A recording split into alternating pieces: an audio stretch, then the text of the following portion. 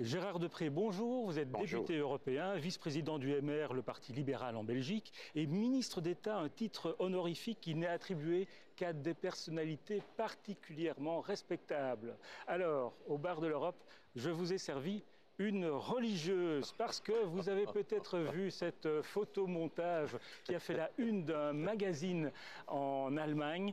Angela Merkel en mère Teresa, Oui, tout ça parce qu'elle a ouvert les bras sans limite aux réfugiés. Elle a eu raison, Angela Merkel ? Je pense qu'elle a eu raison à deux titres. D'abord en tant que dirigeant politique, parce que dans un contexte dans lequel certaines forces politiques, notamment en Hongrie et ailleurs, voulaient absolument barricader l'Europe, elle a eu le courage de dire que ceux qui méritent protection, on doit les accueillir. Et donc elle a lancé un message d'humanisme. Mais elle a aussi eu une attitude réaliste, parce que l'Allemagne est un pays en plein déclin démographique et dans lequel on a besoin de main-d'œuvre. Et donc je pense que les deux éléments étaient intimement liés. Vous nous dites que les réfugiés, ça peut nous rapporter, contrairement à ce que certains imaginent. Contrairement à ce que certains imaginent, les réfugiés peuvent être d'un véritable apport. Et en tout cas, dans le cas de l'Allemagne, c'est une évidence. Et dans le cas d'autres pays, c'est en toute hypothèse un enrichissement culturel. Alors on sanctifie Angela Merkel, on diabolise Viktor Orban, le président de la Hongrie. Vous-même, vous avez déclaré que la Hongrie était en voie de fascisation. Est-ce que vous avez pesé vos mots ? J'ai pesé mes mots et je les maintiens. Ce n'est pas simplement le fait que M. Orban est occupé à mettre des barbelés tout autour de la Hongrie. La Hongrie a vécu sous les barbelés pendant un certain temps. Les Hongrois ne pouvaient pas sortir et maintenant ils mettent des barbelés pour que des gens ne puissent pas entrer. C'est quand même assez pathétique. Mais je maintiens ce que j'ai dit. Pourquoi? Parce que si vous écoutez bien le discours d'Orban, il a un discours ethnique, quand vous l'écoutez bien, qui rappelle tristement certains épisodes de l'histoire occidentale. Il dit « nous sommes ici, la race blanche ». En terre chrétienne. En terre chrétienne. Et donc il crée une espèce de fermeture ethnico-religieuse qui signifie, comme d'autres le disaient, qu'il y a une race particulière qui doit être protégée. Donc c'est ça davantage que les barbelés, parce que c'est vrai que les barbelés, les accords de Schengen prévoient qu'on protège les frontières extérieures. On peut protéger les frontières extérieures. Et Orban dit je fais ce que les textes européens on peut protéger les frontières extérieures. Ça n'implique pas nécessairement qu'on mette des barbelés, ça n'implique pas qu'on donne l'autorisation à l'armée de tirer. Parce qu'il y a aussi une obligation qui est prévue par les traités internationaux, c'est que même si vous contrôlez les frontières, quelqu'un qui a besoin de protection ne peut pas être refoulé. Et ça, M. Orban l'oublie complètement. Alors, on va écouter Bart De Wever. Bart De Wever, c'est le patron du parti nationaliste flamand, qui est au gouvernement en Belgique et qui gouverne avec qui? Avec votre parti, le parti de Charles Michel. On l'écoute à propos des migrants. Net op dat moment zegt Mutti Merkel, herzlich willkommen. Wir schaffen das. Dat is wat ik noem een epic fail. Ze stappen in gammele bootjes omdat de bommen achterin vallen. Excuseer, dames en heren, dat is gewoon niet waar. Réaction? Il dit n'importe quoi?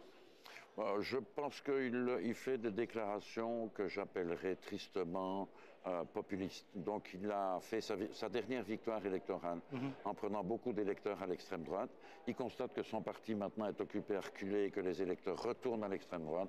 Et donc il essaie de rameuter les électeurs par des paroles de cet ordre. Mais ça ne vous pose pas un problème? Ça vous gouvernez avec lui? Oui, la déclaration est en tout point regrettable. Mais mon critère véritable est celui-ci. Il y a une déclaration gouvernementale. Il y a des membres de la NVA qui sont dans le gouvernement. NVA, donc Parti nationaliste flamand. Le Parti nationaliste flamand. Tant que ces membres NVA appliquent la politique du gouvernement, qui est une politique de fermeté, mais aussi d'accueil vis-à-vis de ceux qui ont besoin de protection, Monsieur De Wever peut continuer à dire ce qu'il veut. Tant que ça n'influence pas la politique du gouvernement, je considère que ça n'est pas grave pour le gouvernement, c'est grave pour M. De Wever et pour une certaine conception de la démocratie. Alors tout à coup, avec l'afflux des réfugiés, on constate qu'il y a en Syrie des gens qui se font bombarder. Est-ce qu'il faut régler le problème à la base? Est-ce qu'il faut intervenir militairement en Syrie? On le fait déjà, mais est-ce qu'il faut accentuer cette voie? Je pense qu'il est nécessaire, si on veut tarir la source des réfugiés, d'avoir une situation qui soit pacifiée, non seulement en Syrie, mais aussi dans les deux pays voisins. La Libye n'est pas dans un état remarquable et l'Irak est quand même dans une situation relativement précaire. Donc je pense que toute la zone doit être pacifiée. Et on ne pourra la pacifier qu'à partir du moment où on aura mis fin aux exactions criminelles de l'État islamique, de ce que l'on appelle Daesh ou l'État islamique. Et pour ça, je pense qu'il faut mettre sur pied une large coalition qui comprend surtout et d'abord des pays de la région qui ont envie que ça cesse parce que sinon, ça risque de contaminer progressivement leur propre pays. Si ceux qui vont intervenir sont seulement des Occidentaux, de nouveau, on parlera de croisade chrétienne contre l'islam et ça créera plus de problèmes que ça n'en résoudra. Donc je suis partisan d'une coalition dans laquelle, en tout cas, un rôle majeur est joué par les pays voisins. Avec la Turquie, qui a quand même un rôle très ambigu à l'égard des Kurdes syriens et Kurdes... Parmi les pays voisins, il y en a quelques-uns qui sont importants. La Turquie a une frontière commune avec la Syrie. Vous avez l'Iran, dont il est notoire maintenant qu'elle intervient militairement par l'intermédiaire de certaines milices et de certaines troupes de choc sur le territoire syrien.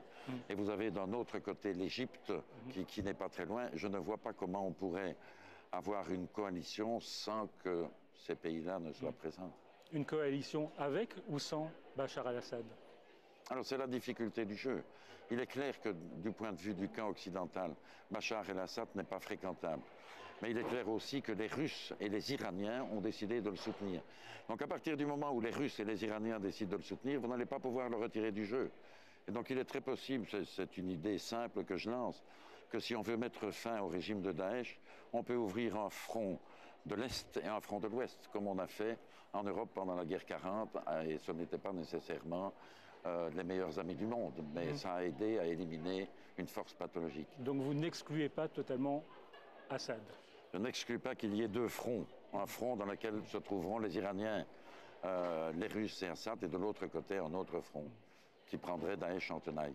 Alors, Gérard Deprez, prenez une petite boule surprise avec une question surprise. Je prends la première. Et vous la lisez à haute voix. La première est sans doute la meilleure. Sans crainte.